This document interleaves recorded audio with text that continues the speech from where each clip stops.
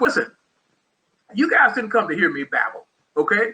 Now we have, as I said, with us none other than Mr.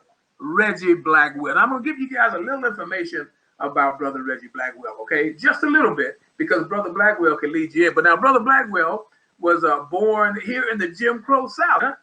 His dad is a retired Air Force person, and if I remember, his dad was a fireman in the Air Force, or worked in that area in the Air Force. Now, Brother Blackwell is one of 9 siblings, and we want to offer our condolences. 2 of his siblings, along with his mom, unfortunately, is going to sleep. We want to share our condolences with Mr. Blackwell at this time.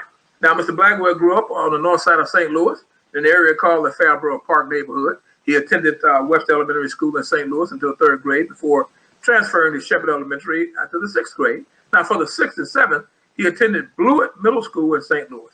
Then in the 8th, he attended Hope Middle in Rittner School District as part of the voluntary desegregation program with the St. Louis City and County Schools. Now, for high school, Mr. Blackwell attended Rittner High School for all 4 years. He lettered in 3 sports: football, basketball, and track and field. He was the first African American to be chosen as president of the senior class at Rittner High School. Now, he was also selected for the first team All-Metro and All-State in football. He was also at St. Louis Post-Dispatch, top 10 Scholar Athlete recipient. In addition to excelling in sports, he also was a member of the National Honor Society, which is a recognition given for high school academic achievement. And we want you guys to understand that's the most important part. Now, Mr. Blackwell and I both are former athletes, and we love the sport. But when you start talking National Honor Society, etc., that's what that student athlete thing is all about. And that's not our topic tonight, but we may touch that a little bit. Now, he also attended college at Kansas State University on a football scholarship, where he played linebacker, defensive end, and he was a 4-year Letterman, guys, a 3-year starter, and a team captain. Now, get this. He graduated from Kansas State with the Bachelor of Science in Public Relations and Marketing. After graduating, position with Anheuser-Busch Incorporated in Houston, Texas, as a contemporary. He spent 10 years with AB, holding various positions from market manager, sales manager, and brand management. Now, he left AB in 2003 to follow his passion and became the sports agent. And he's a certified NFL and NBA agent. Now, he started with the Max Sports and Entertainment in 2004 and represented over 25 clients in football and negotiated over $100 million in the value of the contracts for his clients. He also generated over $10 million in revenue. Now, in 2007, he left Max Sports to create his own company, RB Sports and Entertainment LLC, which he ran until 2013. And he had clients drafted from rounds 1 through 7. And Brother Blackwell, it's so great to have you here, my man. We're so happy to have you. And I know our audience is having a great time just hearing about your accolades. And just before I ask you to further elaborate, we want to thank also Dr. Tachi. Dr. Tachi is a college professor. She's an actress. She has her own show on Periscope. She's just a phenomenal person. And she's here also to visit with us this evening. Brother Reggie Blackwell, our audience has heard so much about you, man. And I know right now you're doing a professional group. Can you lead us in a little bit and tell us a little bit about that? Yeah, just to lead you in, kind of what I'm currently doing right now, Melvin, and thank you for that intro there. I really appreciate it. And thank you for having me on the show tonight. Thank you very much. My role right now, I'm the current CEO and managing partner for a company called Players Management Group, LLC. And what our role is, we do strategic tax planning, we do business management, we do concierge service, we do contract negotiations, we do marketing, and all of those aspects. But our biggest role is we do strategic tax planning. So basically, the athlete doesn't pay maximum tax. It's just like you, Melvin, going to the car dealership and the guy says, hey, this Cadillac costs you $50,000. You don't want to pay sticker for the car. You know, you want to be able to pay a little bit less. So what we do is within the confines of the IRS code, we make sure the athletes are getting the proper planning from a strategic tax planning standpoint, along with doing estate planning, setting up various entities such as LLCs, S Corps, C Corps, foundations, all of those things. So what I learned as being an agent, one area that was lacking, I thought, with the professional athlete, Melvin, was learning your largest expense, which is tax. And I learned that my hard way myself. Growing, working with Anheuser-Busch, making a lot of money early in my career, I didn't understand I make 100,000 that the federal government was going to take 30, you know, and you learn. So what we do is really do a strategic plan for the athlete on the front side. So we cultivate a plan so we can minimize that tax within the confines of the law. There is no way you're going to get zero tax, but there is opportunities to, you can, instead of paying 45% what a typical professional athlete pays, well, you can pay 25% within the confines of the law, learning the rules, learning the regulations, understand the deductions you can take, etc. So I was able to assemble a team of tax attorneys, business management personnel, and put this group together so we can be able to do this for the professional athlete. However, may I ask this question? Yes. When it comes to contracts, there's so much conversation now about Dak Prescott and this guy making this amount of money and that guy making that amount of money. Why don't they take this contract? And wow, man, that kind of money. Can you give us help clear up maybe for our audience how these contracts? Of course, I know they're not all the same, but just generically how they work. And you've already told us about the tax part of it. No question, Melvin. Every individual, it's just like you if you're working for a job and company B comes and recruits Melvin and company B gives you an offer. So in regards to just using Dak Prescott, for example, and I know his agent and I know his agency, Dak Prescott has got to get the best opportunity for him. And what people don't understand by that is all NFL contracts, when it says 100 million, all of the 100 million is not guaranteed. Now in the NBA, that's a different conversation. When you hear $250 million contract, it's 250 million. That means it's guaranteed unless he does something unethical and the contract is void because of cause. But from an NFL perspective, it's really to talk about the guaranteed money, what they're getting guaranteed. And I think what Prescott is dealing with is he's dealing with the current CBA and the new CBA that's going to come and where the market is going to go. So he's saying, hey, if I sign a 5-year deal for 33, 34 million a year, in 2 years, that number is going to be low. That number is going to be, I'm going to be like the 8th, 9th, 10th highest paid player in the league. Yeah. So I may want year 1 to be 33 million, year 2 to be 35 million, year 3 to be 38 million, and maybe year 4 to be 40 million.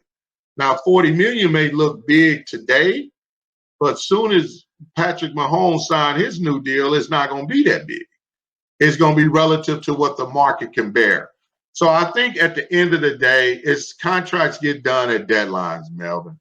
They have until July 15th to get the extension done, or he has to play under the franchise tag, which is like 33 million or 32 million. So at the end of the day, I think they'll get a deal done at the deadline. And it'll be something that both sides can live with. Jerry can live with from a cap standpoint, because you got to understand from a cap standpoint as well. I don't think it's a function of Jerry Jones don't want to pay the money. I've done deals with Jerry Jones. He's very fair. And if he says he'll do something, he'll do it. I don't think that's the case. It's just how much is it going to affect the cap? There's only so much money that you can spend in the cap and you don't want your quarterback to be absorbing so much of that. He still can get the 35 million or the 30, whatever he wants. It's how you prorate the signing bonus, how it's allocated, etc., to make it fit for everybody's need. Well, hey, excellent. Listen, if I may, as you share that, will you please share with our audience as well the longevity, let's say, of athletes? You know, a lot of times people try to question, man, for that kind of money. But again, will you share with our audience a little bit about the longevity and what we ask as we talk about the contract itself, and how today 30 million may look like a lot, but after Mahomes signed in 2 or 3 years, he'll be like 7 or 8. How do those things work together as it relates to the life of a player, his risk factor, and that contract? Well, that's an excellent point, Melvin. What you got to understand, if you have a great career in the NFL, a great career, number one, the average is about 3 years. So that means the average player that plays in the NFL only plays for 3 seasons. That means on average, he's about 25 years old and it's over.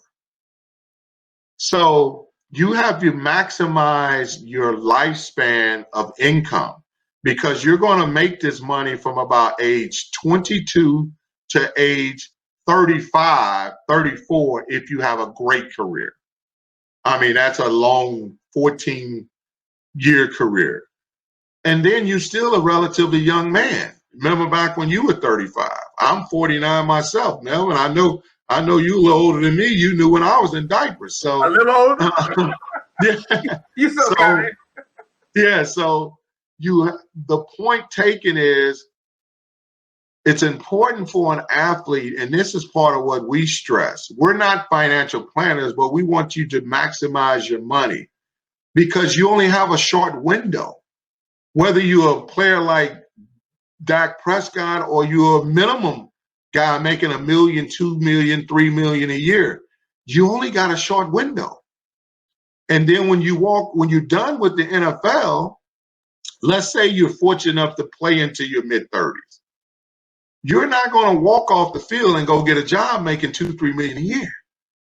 The likelihood is that is not. So you have to plan your money for the long haul, because you may be able to go get some type of job, even if you got a degree and you've been professional and you're able to do some things, but the likelihood that you're going to make the money that you made the first 13 years of your career is unlikely. Like us, Melvin, we had to start making $28,000 a year at Anheuser-Busch and work my way up.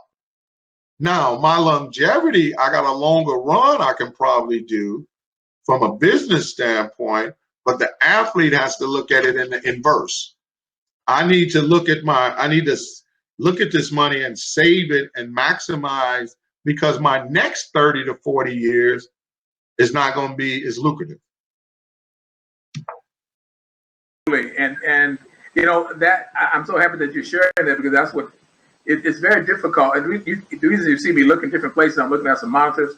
It's very difficult to get people to understand when they hear sportscasters on TV literally trying to castigate athletes, asking about money and that kind of thing. So thank you for really explaining that and breaking that down for us and sharing that with us. And let me give you another, Melvin, a point, not to break in there. Think about it like this. If an owner can pay someone $35 million, what do you think he's making? It's a business. Revenue and all. Yeah. It's a business. And that's just one player. So what the public sometimes gets, oh, that's a lot of money, but they're sacrificing their body. They're putting a tremendous amount of work and commitment into it to do what they do for their craft, to be a professional athlete, whether it's football, baseball, basketball, hockey, any of those levels. They're putting an extraordinary amount of physicality that they have to do to get to that level. So and owners are making billions.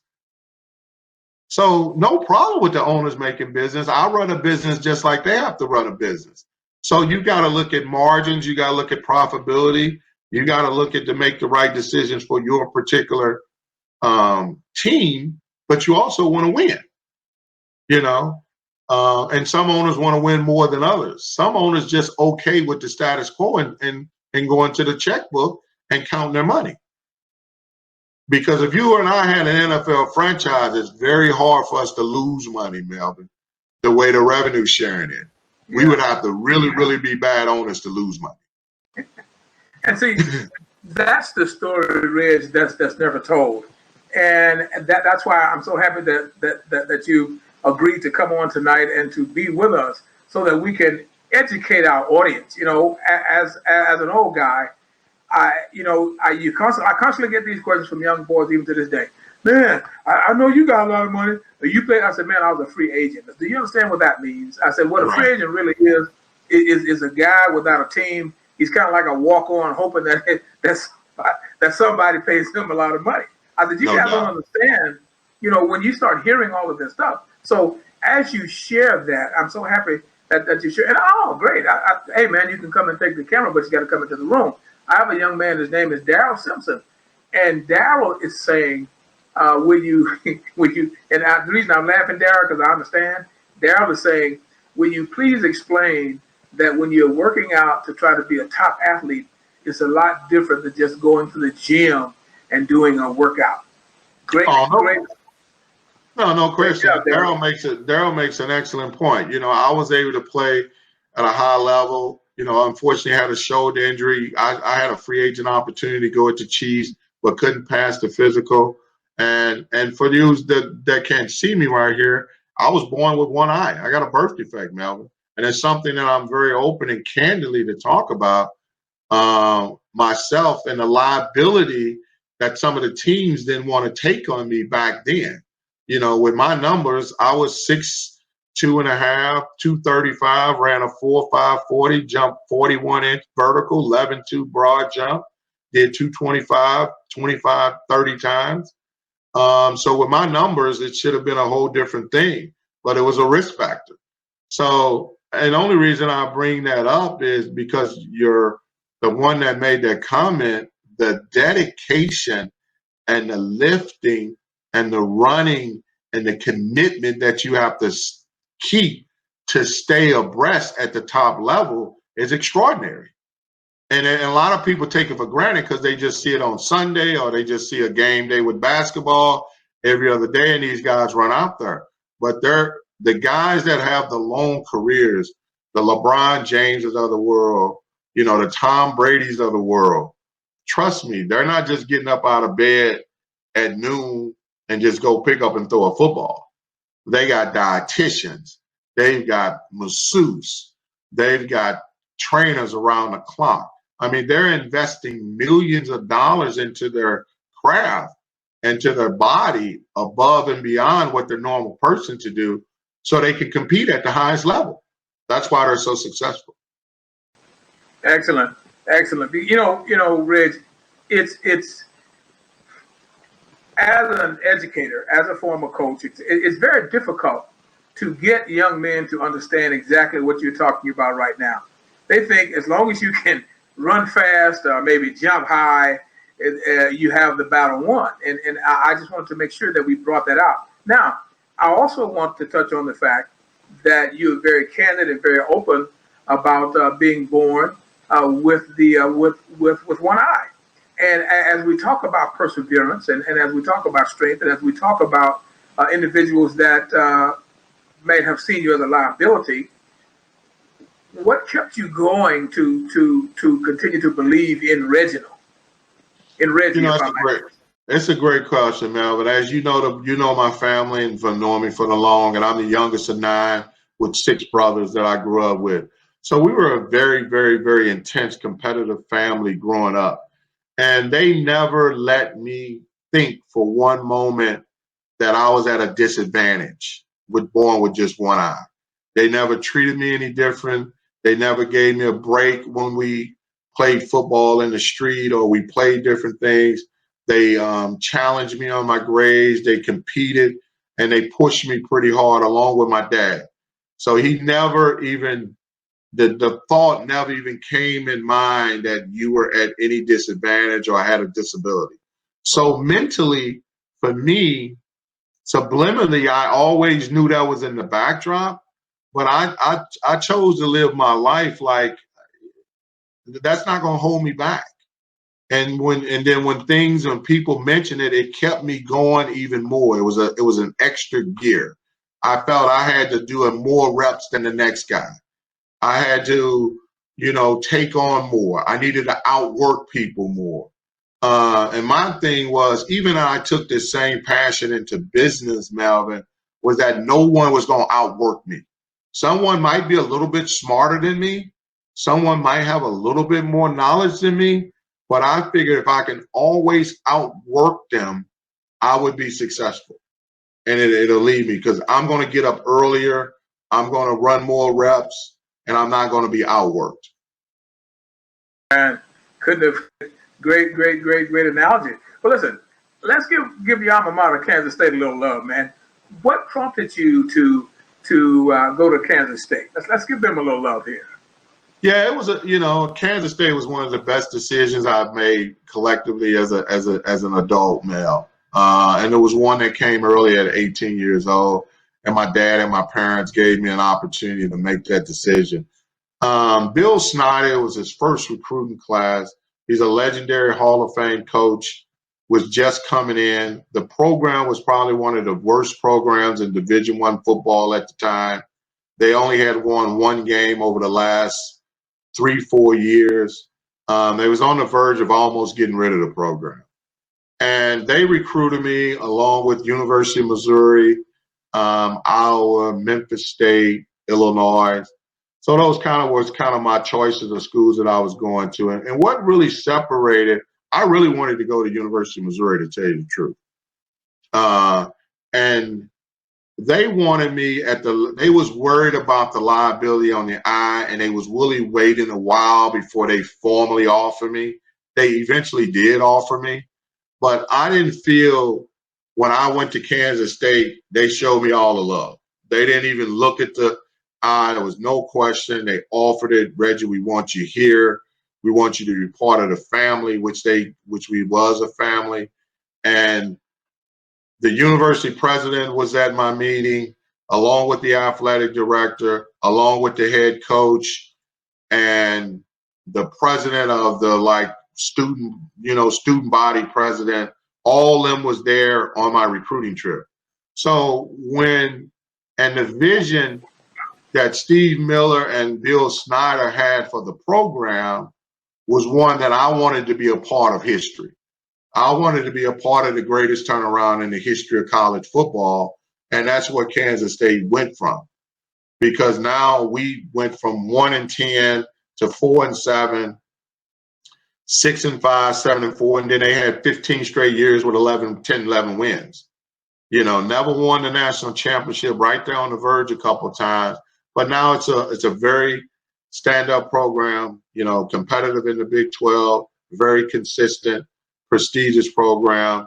And that's what really did it. It was like a family, and they really wanted you. So I went to someone that said, hey, Reggie, we want you for you.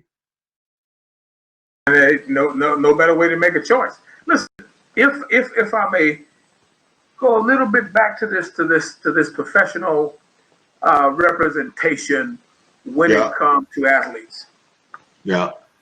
When you are looking, and I'll call it scouting for lack of a better word. Right. When you are scouting for individuals that your company may be interested in representing, will you share with some of our young people what you are looking for in them? Yeah, number one, obviously, you're looking for a lot of those same qualities as you would in an athlete. So I mean, yes, we're not a nonprofit business. We get paid for the services that we provide.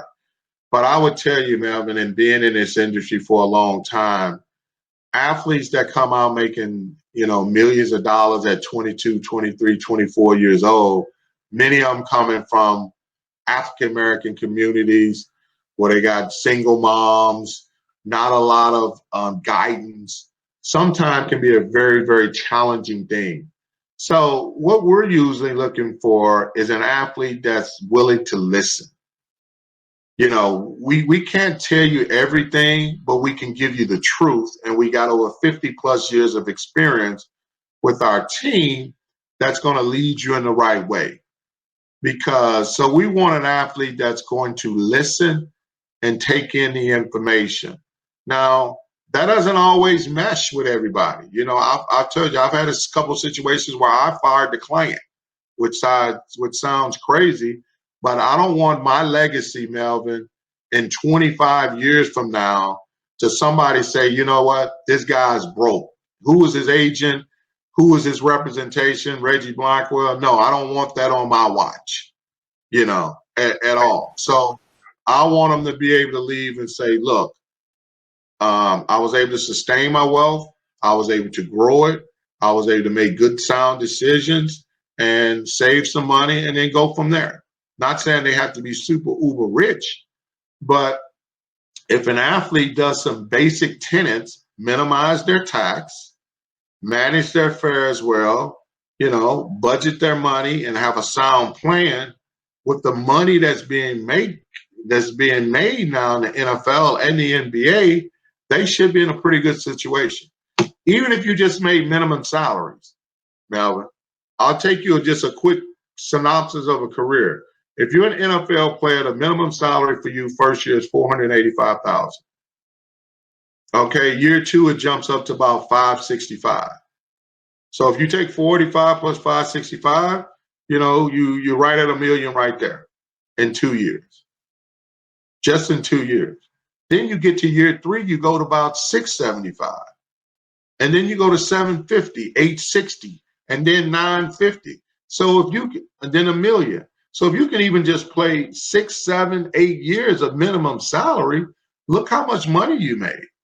And if you manage that, minimize your tax, have a sound plan and a sound budget, not saying you can retire, but you should be way ahead of the game going into your next career.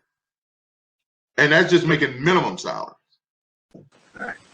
Now, on that, as you've explained, what you look for when you are, as I said, recruiting, when you're negotiating or talking with teams, what, if you can, what are they, do they have important or tiered points as to what they are really looking for in their athletes that they're going to bring into their organizations? We hear so much on with the sportscasters talking about this, that, the third, but no one ever really pinpoint exactly what a professional team may be saying is that they're looking for in an athlete. And I know I'm not asking you to tell me everything. I'm just saying, if you give our guys two or three things I'll be candid on that. Since I started my own company and I'm the CEO and running it, so I'm not doing negotiations day to day. I got people that work for me doing it. So I'm not the one that's going in there day to day, but we do it as a team, and I still participate in the conversation. But what some of those conversations are like, Melvin, to be transparent, is that for the most part, most teams will look you in the eye. I'll take for an example like the Pittsburgh Steelers, and they gonna tell you what they want to do, tell you where the ranges they can go at, and then you got to come in the middle and meet some common ground and get a deal done. But if they tell you something, they really gonna stick by their word. Now that's probably 75% of the league.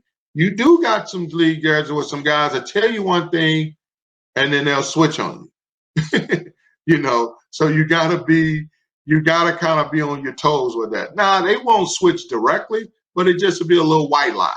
You can't take everything for the gospel. So at the end of the day, what you need to do as a negotiator, one that's going in there, it's different for rookies and versus a guy you got a veteran. Now the rookies, there's a rookie scale. If a guy drafted #1 overall in the draft, or Chase Young, that's #2 in the draft, we know in a pretty much what he's going to get within a couple percentage. It's a scale, and it's pretty much, there's not a whole lot of wiggle room.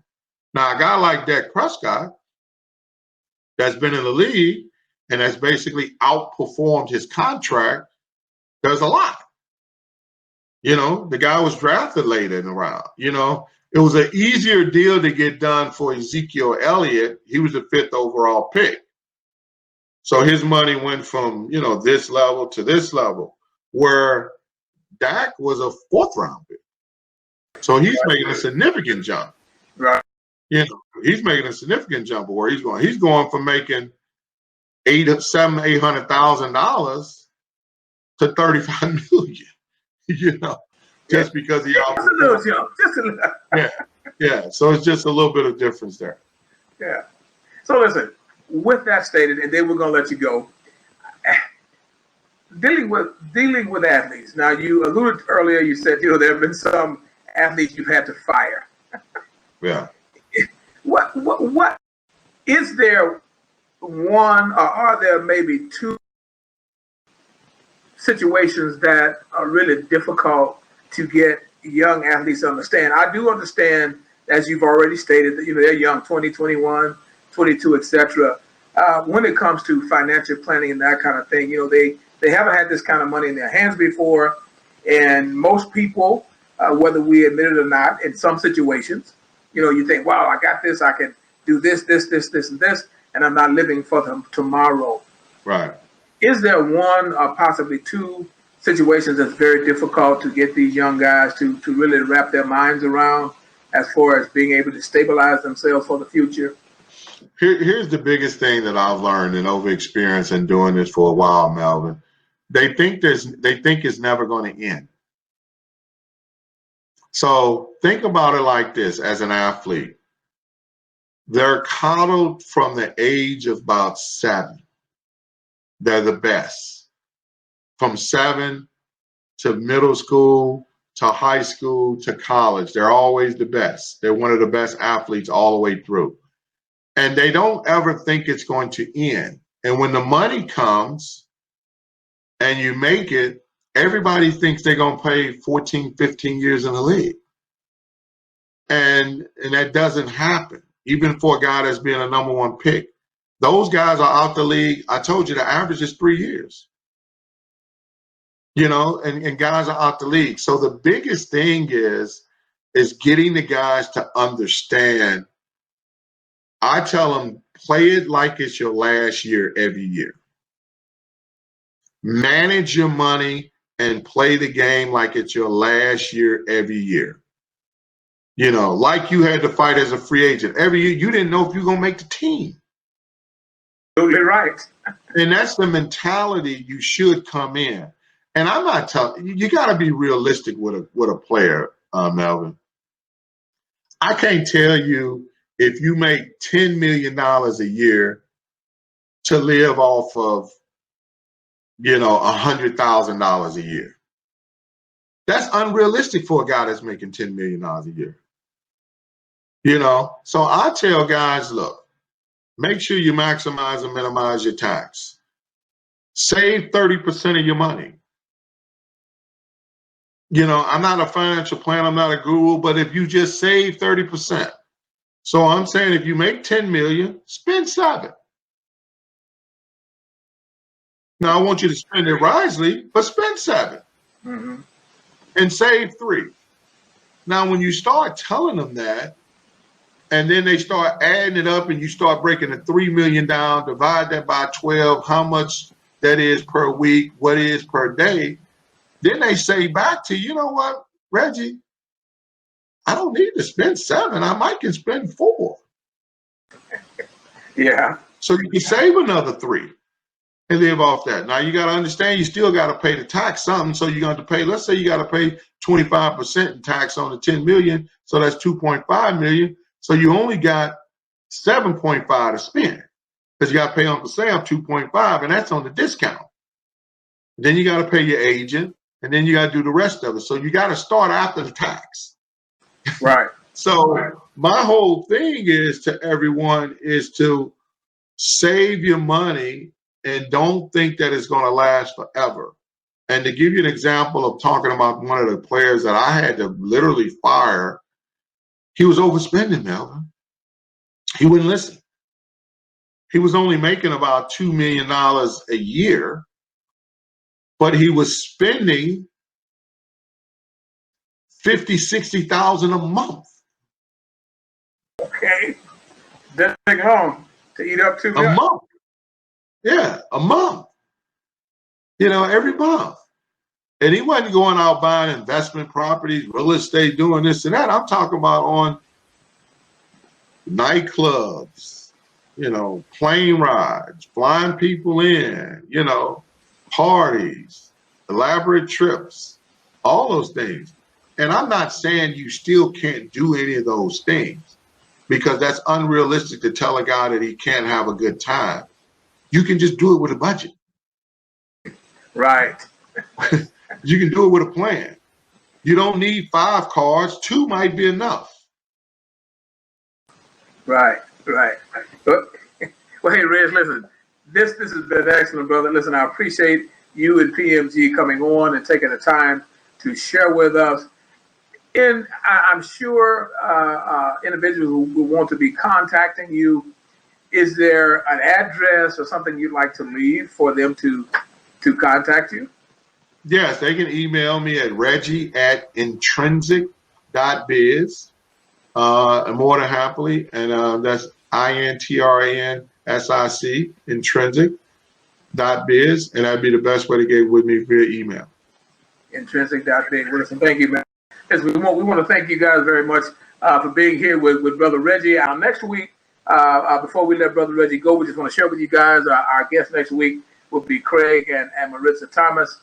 They are co-owners of PHP, People Helping People. They are a wife and husband team, and they'll be really kind of piggybacking off of some of the things that Brother Reggie is talking about right now as far as investments and that kind of thing. So we want to invite you back. As always, we invite you to come back and check us out on the Nobody Asked Me Guys show. We always encourage you to get that last book I've authored called Mothers and Their Smen, an introspective look at mothers rearing their sons. And since this topic tonight is talking about athletes, there's so much out there about sons and mothers and single parent homes and all of that. And everybody try to tell you how to raise your child. Well, guess what? This book is unique because it's not a parenting book.